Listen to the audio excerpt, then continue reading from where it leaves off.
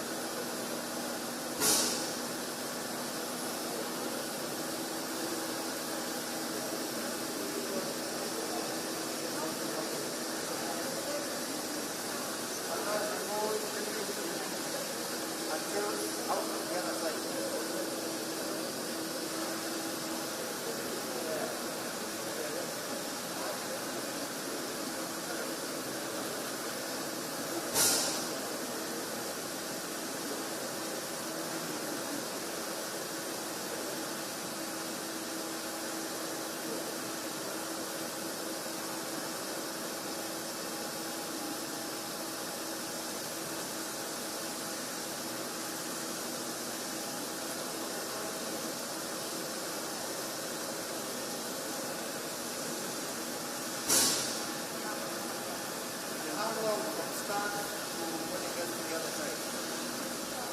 4 hours. So from there to finish product, 4 hours.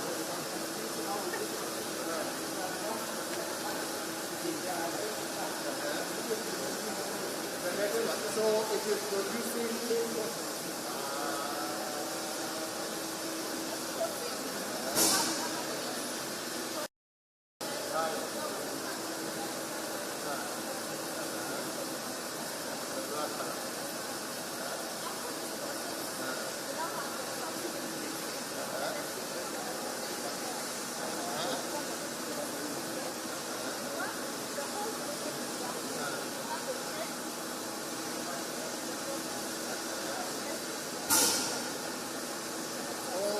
that's now the final.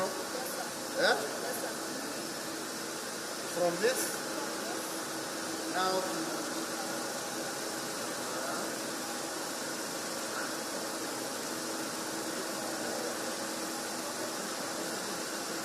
now done.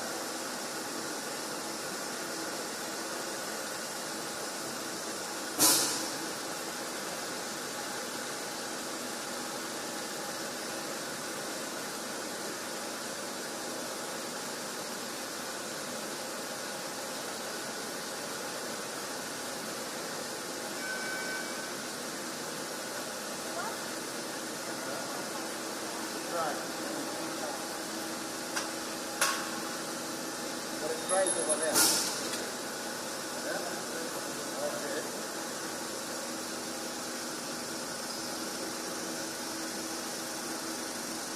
That. Now hold on.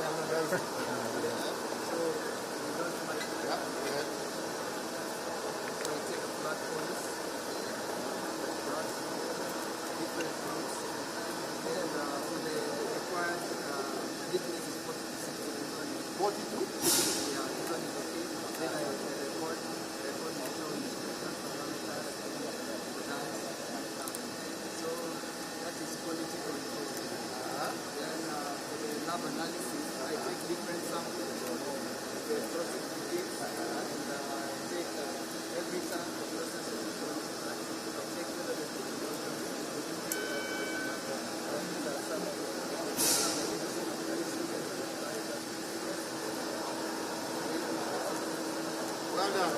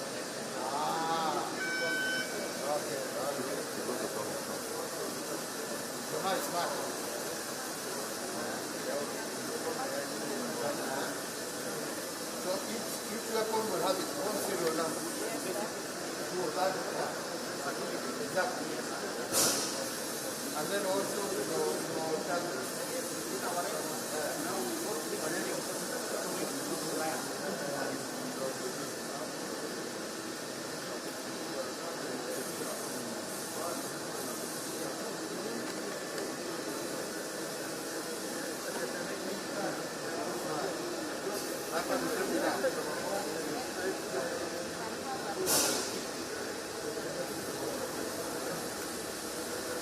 So now you've got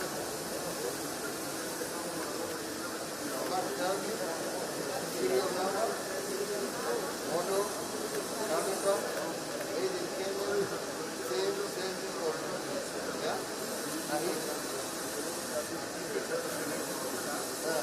In the production. Okay, so this is done in there.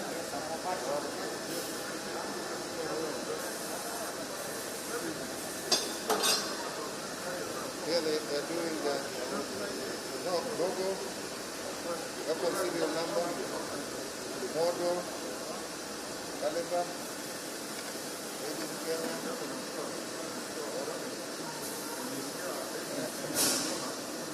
Yeah.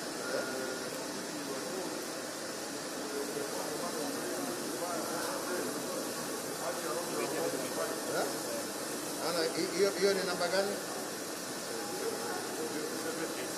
87. This is 88.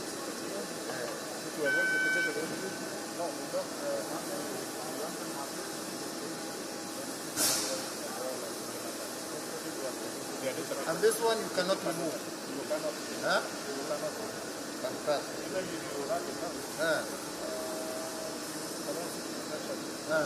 We'll produce it.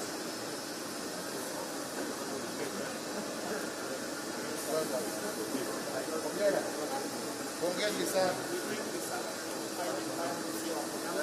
Very happy.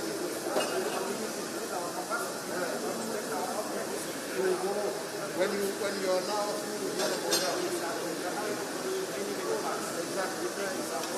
I will be back. Solo. Hongera sana.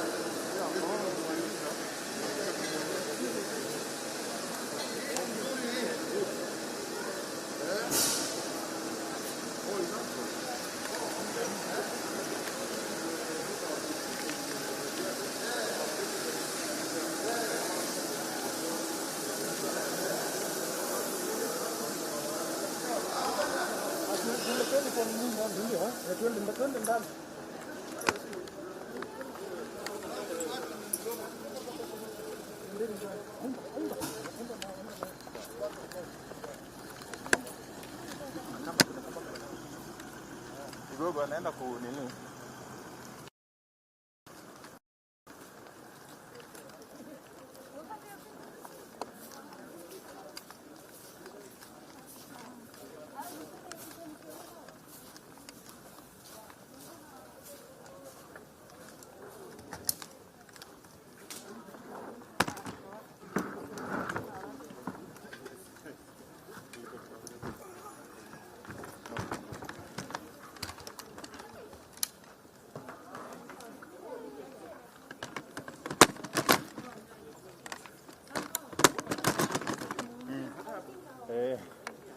Unajua kwa nini? Hiyo kucheck. Nini yangu haiko stable. Oh God.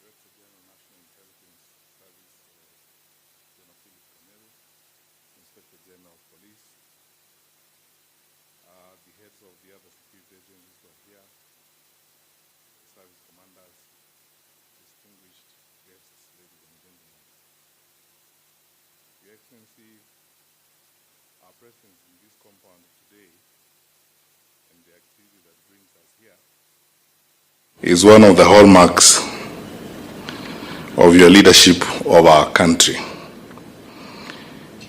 In 2013, when you took the oath of office, probably none of us seated in this room, and many people out there, would have ever imagined that by the grace of God, we will live to see a day when Kenya manufactures its own ammunition and Kenya makes its own guns.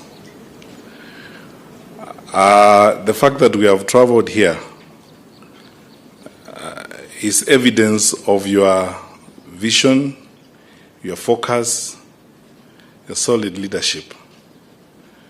My colleagues who are here from the security sector will testify that, sir, your personal insistence on giving Kenya capacity that will take us to a new level is historic and unparalleled.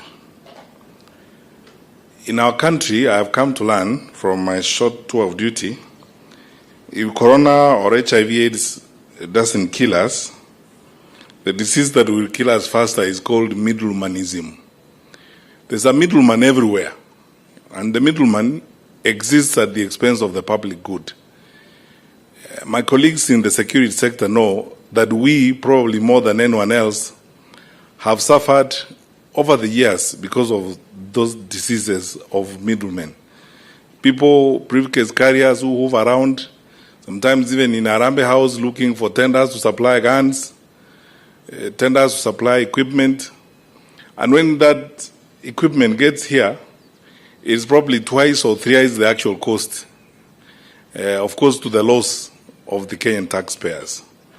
Finally, sir, when you sent the Inspector General and I to a particular destination recently, we came face to face with this reality, where we sat down one evening at the hotel with the Inspector General and we were working out the math of the equipment we had been shown by some of the manufacturers. And we actually concluded that the budget we spent, or the budget that was spent earlier to buy some of that equipment, would have bought twice the number that we finally ended up with. Because that middlemanism has got a long line of rent seekers and briefcase carriers and all these quangles who interfere with our country.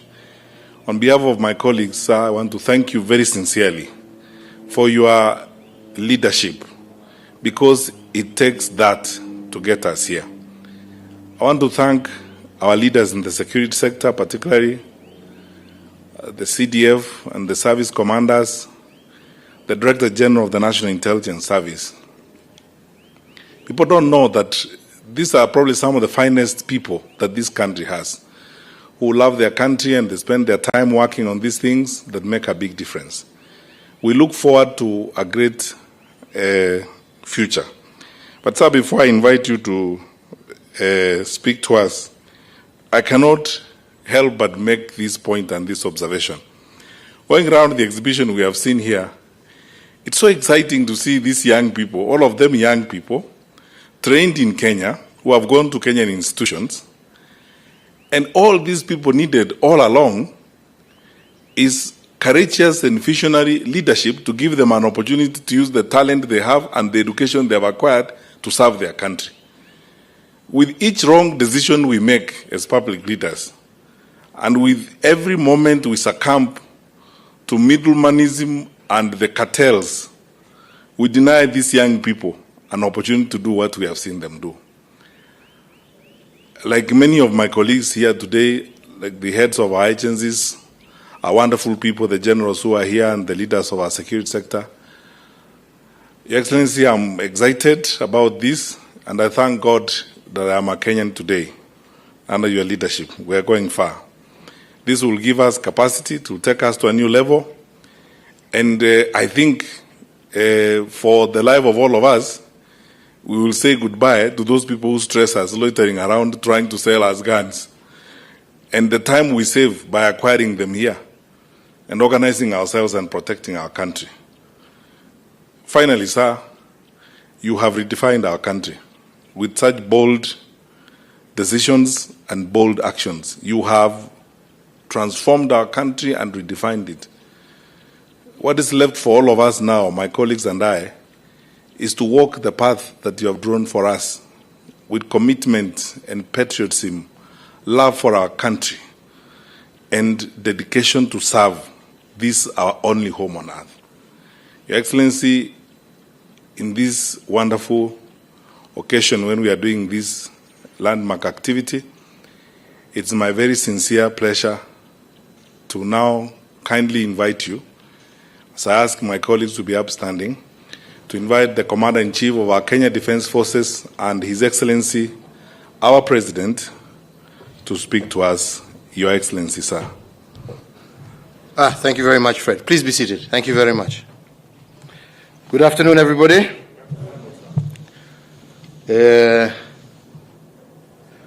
Colleagues from the security sector here present, ladies and gentlemen, fellow Kenyans, and members of the Fourth Estate, permit me once again, as I did last week, to thank our media houses first, as well as members of the press, for facilitating the broadcast of this commissioning of the small arms manufacturing factory as part of our national security industries network.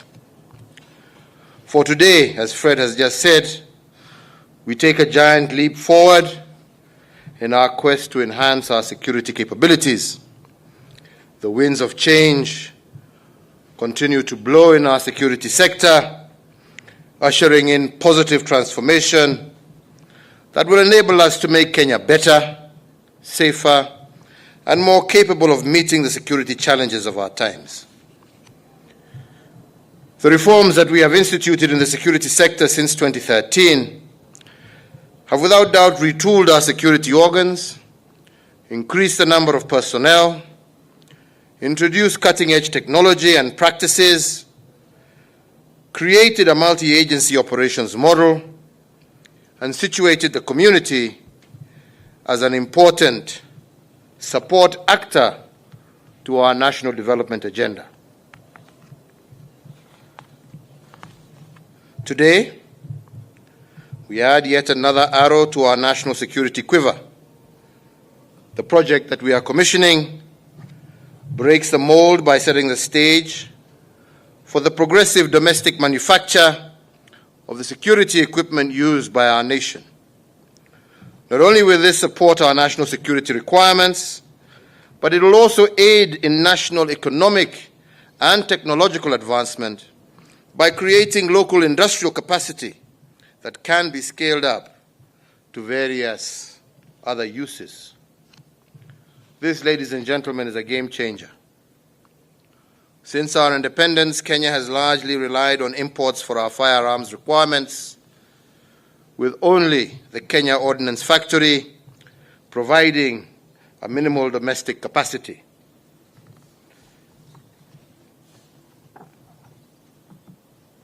COVID-19 and the resulting supply shocks have without doubt taught us that international supply chains are fragile and indeed very vulnerable to disruption. And as with pharmaceuticals, personal protective equipment, medical equipment generally, Kenya has identified a compelling urgency to create domestic production, and this also applies to our security sector, in order to free our country from the vagaries of international supply chain systems. So this groundbreaking initiative will allow us to lay the foundation for addressing, first and foremost, the high cost of weapons acquisition, free us from the complex foreign export approval processes currently in place, provide Kenya with greater security sector independence and flexibility, and allow Kenya to design and produce high-quality weapons customized to our unique needs and operating environments.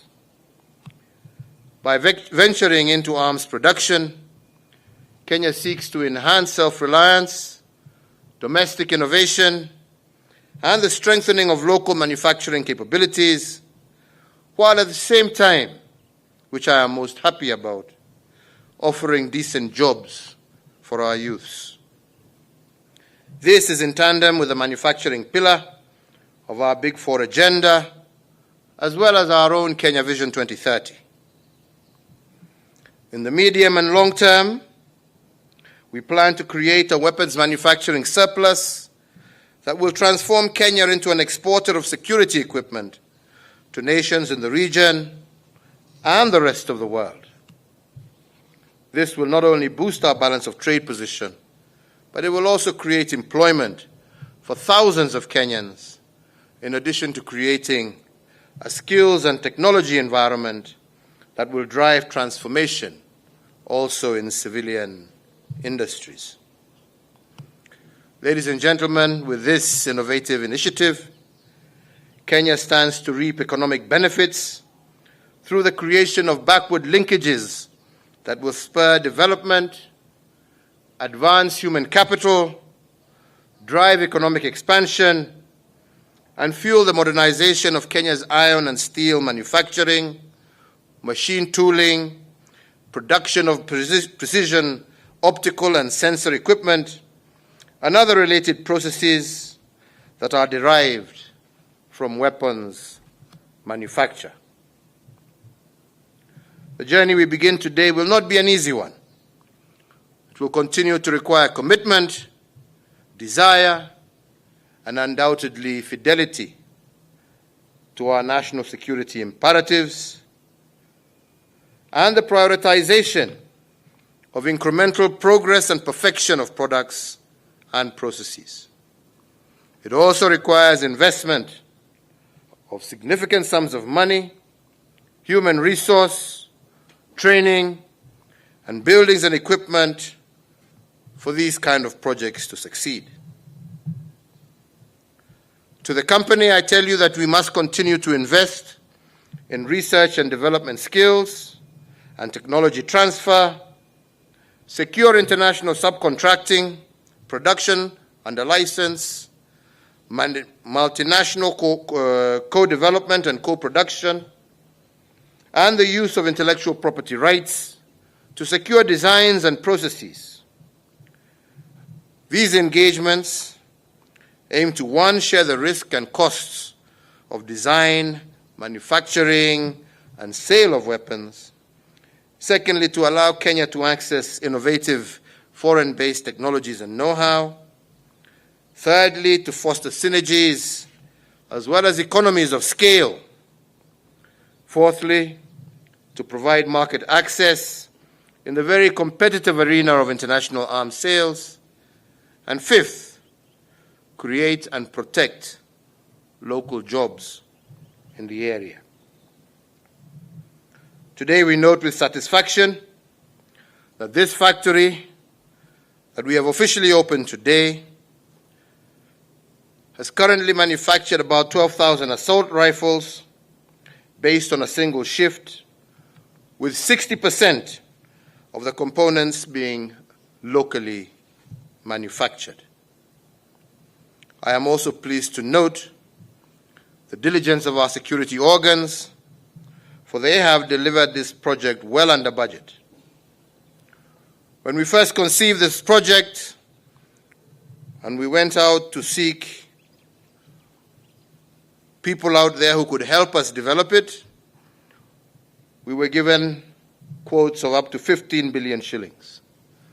But by using our own local expertise, our own Kenyan citizens, we have been able to complete this project at a cost of Kenya shillings 4 billion, saving us a combined total of approximately 11 billion shillings. Hongera sana kwenu. Asanteni sana. Pongezi. At current production and demand levels, the factory is already self-sustaining. And over the next year, we intend to diversify our production lines to include 9mm pistols and 7.62 assault rifles. Within the next 5 years, we aim to have the capacity to supply all of Kenya's security agencies with their small arms requirements, with the capacity to expand into medium and heavy weapons production. I am confident that we will achieve our plan as long as we ensure proper investment in equipment, human capital development, and manufacturing capabilities. It has been done elsewhere successfully, and therefore with commitment that you have shown and an unwavering focus on the end goals, I also believe we too shall succeed. I urge the company to develop and implement a corporate social responsibility plan in which it positions itself as a steward for lawful and responsible use of firearms across the region and the continent. Beyond the manufacture of weapons, the company should help us reinforce Kenya's diplomatic standing and our place of pride in the community of nations. I look forward in the coming year to also launch the new line in Eldoret at our munitions plant that will be able to support the work that is also ongoing here. And to indeed say how proud I am to see all you wonderful young people and the great job that you're doing here. And to give you my personal assurance that as we have supported you from the beginning, we shall continue to do so. This is what we are looking for. This is what we are aiming to be a nation of highly skilled, highly trained young men and women with a government and a nation that is capable of producing the kind of jobs that can give you the kind of returns that will, at the end of the day, justify the education that you have undergone. And on this, you can continue to count on my continued support. So to all of you who have been involved, we know there are many other projects and programs that we are looking into that over the course of this year and next, we shall be launching one at a time. But let me say, today is a day of great pride and honor for me.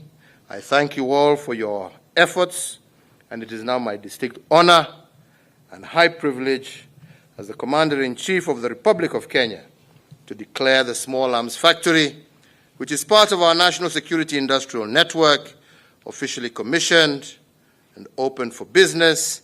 I wish you God's blessings as we continue to pray for God's mercy for our country. Asanteni sana. Thank you very much. Hongera sana. Well done. Keep it up and shame the devil.